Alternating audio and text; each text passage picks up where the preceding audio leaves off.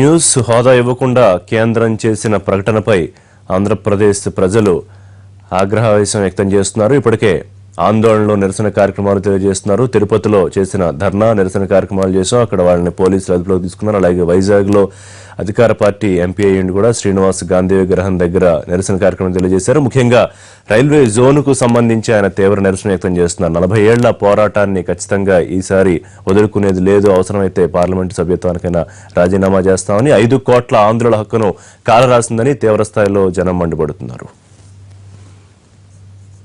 ఇంకా దీనికి సంబంధించి కాంగ్రెస్ మండల ప్రతిపక్ష నేత సి రామచంద్రయ్య తీవ్రస్థాయిలో నిరసన వ్యక్తం చేశారు. ఆయనతో ఫేస్ టు ఫేస్ చూద్దాం.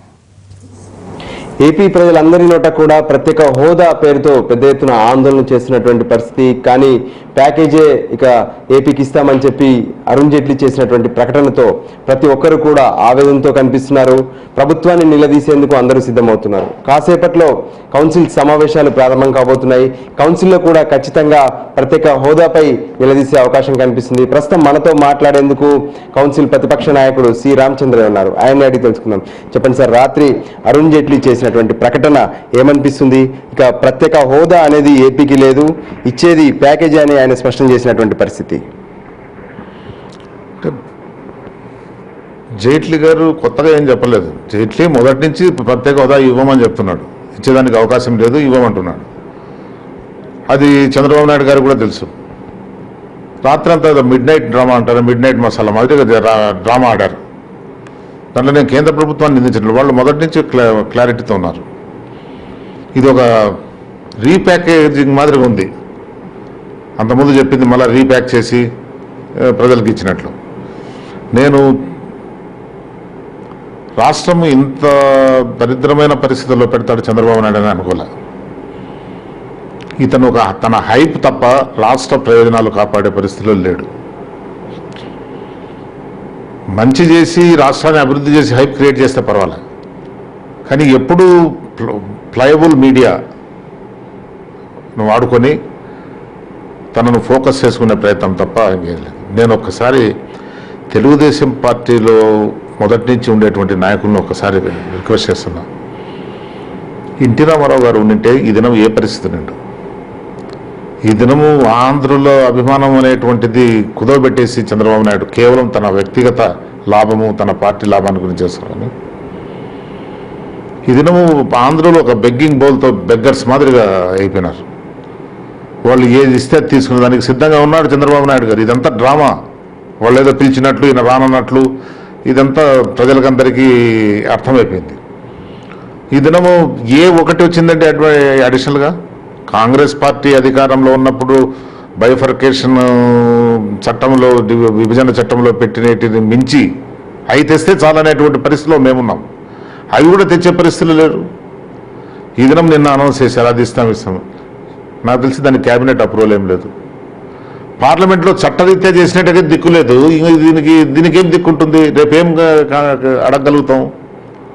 ఇప్పుడు ఇండస్ట్రియల్ సబ్సిడీ, పారిశ్రామికంగా ప్రోత్సాహకాలు ఏమైంది? అది 5 లక్షల కోట్ల రూపాయలు ఎంఓఏ సెంటర్ అయిన వైజాగ్లో వాళ్ళు వచ్చి రావాలంటే ఇక్కడ వాళ్ళకు ప్రోత్సాహకాలు ఇవ్వాలి కదా, ఏమిస్తావు? కాబట్టి ఒక్కటి సాధించినాడు, పోలవరం కట్టుకునేదానికి పర్మిషన్. సిగ్గుపడాలి దీనికి. మొత్తం అంతా ఆంధ్రప్రదేశ్ రాష్ట్ర ఇంట్రెస్ట్లన్నీ తాకట్టుబట్టి కేవలము పోలవరం నువ్వు కట్టుకునేదానికి. నీవు కట్టాలంత తాపత్రయం? గవర్నమెంట్ ఆఫ్ ఇండియా కట్టలేదా? మనకన్నా ఎక్కువ రిసోర్సెస్, టెక్నికల్ పర్సన్స్ ఉన్నారు. వాళ్ళు మేము కడతామంటే నువ్వు అది తెచ్చుకునేది, అది మాత్రము ఆంధ్రప్రదేశ్ ఇంట్రెస్ట్ ఉంది, దానికి మేము ఇస్తున్నాము అంటే మీ కాంట్రాక్టర్లకు వీళ్లకు లాభం చేకూర్చడానికి. ఇది తప్ప ఇంకా దాంట్లో నాకు తెలిసి ఏమీ లేదు. చాలా ఘోరమైన పరిస్థితి. ఇది చంద్రబాబు నాయుడు కనుసన్నల్లోనే జరిగింది. వెంకయ్యనాయుడు గారు ఏదేదో చేసినట్లు కనిపించాలని ప్రయత్నం చేసినారు. కనీసం వాళ్ళు రిప్రజెంటేషన్స్ తీసుకునే పరిస్థితులు కూడా లేదు. నిన్న రాత్రి అక్కడ జరుగుతున్నటువంటి తీరుతో ఖచ్చితంగా ఒక పెద్ద ప్యాకేజీని అనౌన్స్ చేస్తారు, హోదాకు సమానంగా ఒక ప్యాకేజీ వచ్చి తీరుతుందేమని చెప్పి అందరూ కొంత ఆశగా కూడా ఎదురు చూశారు. ఇలా ప్రజలను మోసం చేయడం తప్ప ఇంకేమీ లేదు. చంద్రబాబు తెలుసు అసలు ఎంత ఘోరం అండి. ఈ రాష్ట్రాన్ని రిప్రజెంట్ చేసేటువంటిది అంత ఒక క్యారెక్టరు, ఒక ఇంటెలెక్చువల్ బ్రెయిన్స్ ఉండేటువంటి వాళ్ళు పార్టీలో లేరా? ఎవరిని పంపించారు మీరు రాష్ట్రాన్ని రిప్రజెంట్ చేస్తున్న నెగోషియేషన్స్లో మాట్లాడేదానికి? సిగ్గుపడాలి మనం ఆంధ్రప్రదేశ్ ప్రజలు. ఈ విషయంలో ఏం చేయబోతుంది కాంగ్రెస్ తరపున అటు ఢిల్లీ నుంచి ఇక్కడ ఏపీ వరకు ఎటువంటి కార్యాచరణ తీసుకునే అవకాశం ఉంది? ఏమైనా సమావేశాలు కానీ ప్రత్యేకంగా తీసుకునే కార్యక్రమం ఏమైనా ఉందా?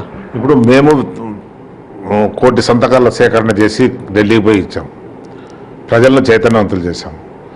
భారతదేశంలో అన్ని రాజకీయ పార్టీల సపోర్టు సాధించాం. దీనికి చంద్రబాబు నాయుడు మేము నెంబర్ ఆఫ్ టైమ్స్ అడిగాం, అఖిలపక్షం పెట్టండి, కావాలంటే అందరిని తీసుకెళ్ళండి, మనం పోరాడతాం, మాకు అక్కడ ఎంపీస్ ఉన్నారు, స్ట్రెంత్ ఉందని. వినలేదు. తను అది కారణం ఏమంటే కాంగ్రెస్ పార్టీ క్రెడిట్ రాకూడదు, వేరే పార్టీకి రాకూడదు, అంతా నేనే, నువ్వు చేయలేవు, వేరే వాళ్ళని చేయలేవు, ఇది నీ సొల్యూషన్.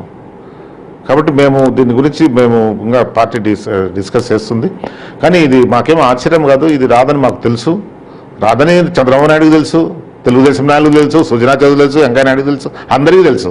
అయితే ఒకటి, ప్రజలను మిస్లీడ్ చేసి మోసం చేసే ప్రయత్నం చేసినారు, కానీ వాళ్ళు విజయవంతం కాలేరు. ఈసారి ప్రజలు బాగా అర్థం చేసుకున్నారు, దీనివల్ల వాళ్ళకు ఇబ్బందే కలుగుతుంది. రామచంద్ర స్పష్టంగా చెప్తున్నారు, కేంద్ర ప్రభుత్వం ఏం ఆలోచిస్తుంది, ప్యాకేజీ విషయం అనేది ముందే చెప్పింది, ఇది కొత్త విషయం కాదు. కానీ చంద్రబాబు నాయుడే ఈ విషయంలో ప్రజలను తప్పుదోవ పట్టించి ఇప్పటి వరకు కొత్తగా నాటకాలు ఆడుతూ